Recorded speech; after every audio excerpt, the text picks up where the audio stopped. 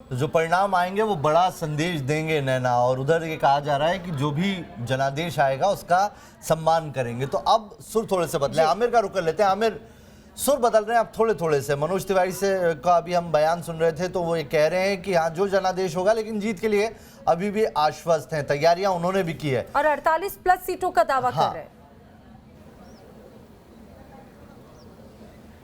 देखिए 48+ सीट किसके खाते में आएंगी ये तो कुछ देर बाद ही पता चलेगा, लेकिन एग्जिट पोल ने जिस तरह की तस्वीर सामने रखी थी, केवल एक तरफ से नहीं, सभी की तरफ से कुछ इसी तरह के आंकड़े थे, सेम लगभग 56, 57 और 68 तक के आंकड़े गए थे एक पार्टी के फेवर में। लेकिन जिस तरह से ये बयानबाजी है, जाहिर तौर पर कोई भी पार्टी अपनी हार की बात नहीं करती है, सीधे जीत की बात करती है और ये डंके की चोट पर कहती है कि वो सत्ता में आ रही है और सत्ता की चाबी उसी के हाथ में है, चाहे वो बीजेपी हो, आम आदमी पार्टी हो, कांग्रेस हो, किसी के पास में जुबान पे ये नहीं होगा कि वो हार रही है। लेकिन तस्वीरें थोड़ी देर बाद क्लियर हो जाएंगी। 8 बजे के बाद तस्वीर साफ तौर पे दिखने लगेगी, नतीजे रुझान आने लगेंगे, नतीजे थोड़ी देर बाद आएंगे। लेकिन साफ तौर पे जिस तरह से मुद्दे चले, क्योंकि हमने 5 से 6 असेंबली सीट को कवर किया है, वहां पर जो मुद्दे चले, लोगों के मुद्दे कुछ दिनों बाद बदल गए, लोगों के स्वर बदल गए। हमारे सहयोगी विकास चंद्रा का रुख करते हैं जो इस समय मनोज तिवारी के साथ में मौजूद है। विकास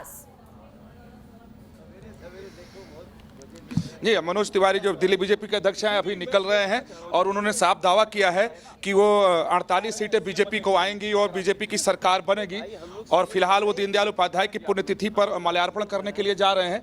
लेकिन अभी हम लोगों से बात करते हुए उन्होंने दावा किया है कि इसमें कोई संदेह नहीं है कि बीजेपी की सरकार बनेगी। जब पूछा गया कि आत्मविश्वास जो आपको है इसकी वजह क्या है और इसी पर आम आदमी पार्टी सवाल खड़े कर रहा है, तो कहा कि ईवीएम खोलने दीजिए, फिर देखिए क्या होता है कि बीजेपी की सरकार बनेगी। हमने जश्न की तैयारी कर लिया, यानी अभी भी बीजेपी पूरे आत्मविश्वास में है। मनोज तिवारी आत्मविश्वास में और फिलहाल अभी भी बात कर रहे हैं। मनोज जी, मनोज जी क्या बस अब लाइव एक मिनट आप लाइव में। मनोज जी एक सवाल, कितना बड़ा दिन और क्या उम्मीद है, क्या लग रहा है आपको? बहुत बड़ा दिन है हमारे लिए, जितना बड़ा है उससे बड़ा दिल्ली के लिए है। और आज पंडित दीनदयाल उपाध्याय जी का बलिदान दिवस है, हमारे सभी पदाधिकारी आ गए हैं, आप लोग भी आइए। केजरीवाल कह रहे हैं कि इस बार फिर से रिपीट करने वाले केजरीवाल 2.0। अरे उनको कहना भी चाहिए यही, और क्या कहना चाहिए।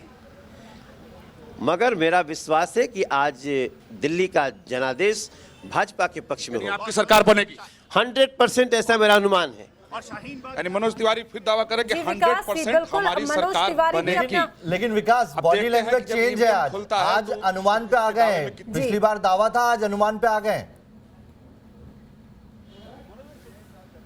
जी बिल्कुल सही कहा आपने, अनुमान पे आ गए और बार बार। लेकिन ये भी कह रहे हैं चूंकि पहले दावे कर चुके हैं तो उसे पलट भी नहीं पा रहे हैं।